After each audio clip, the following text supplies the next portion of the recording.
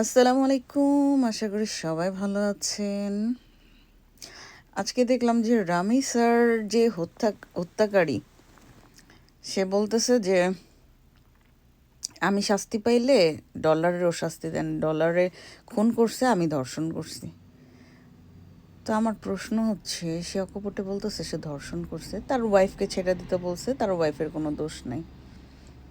তো ধর্ষণকারী আর ওই হত্যাকারী তো সেম বিচারই হওয়া উচিত, কারণ সে যখন হত্যা করছে বা বাচ্চাটাকে বিচ্ছিন্ন করছে অঙ্গগুলা, মানে শরীরটা, তাহলে ওই ছেলেটা তো পাশেই ছিল, সমর্থনকারী ছিল। আর দ্বিতীয়ত হচ্ছে তার উকিল, সে কি সুন্দর হাইসা মানে বলতেছে যে না আমার আসামি নির্দোষ। তো আসামি তো স্বীকার করছে সে দোষ করছে, সে কিভাবে বলে নির্দোষ? আর আমার মনে হয় যে বেচারারে তো রাষ্ট্রপক্ষ আর কি নিয়োগ দিছে, এর জন্য হয়তো সে খুশি খুশি তার মানে লয়ার হয়েছে।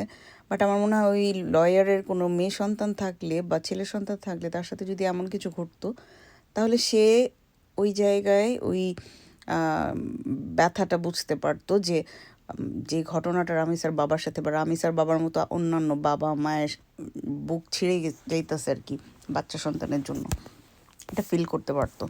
আসলে কাদের কি বলবো, আমি নিউজটা দেখলাম আর একটু অবাক হইলাম যে কিভাবে আসলে দুইটা পয়সার জন্য রাষ্ট্র যখন তাকে দায়িত্ব দিছে, সে ওটা কোনো একটা রিজন দেখা তো বাতিলও করতে পারতো, তাই না?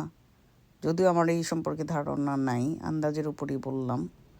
উকিলের বিষয়টা লাস্টের, যে সে চাইলেই এই দায়িত্বটা নাও নিতে পারতো। আপনাদের জানা থাকলে জানাইতে পারেন।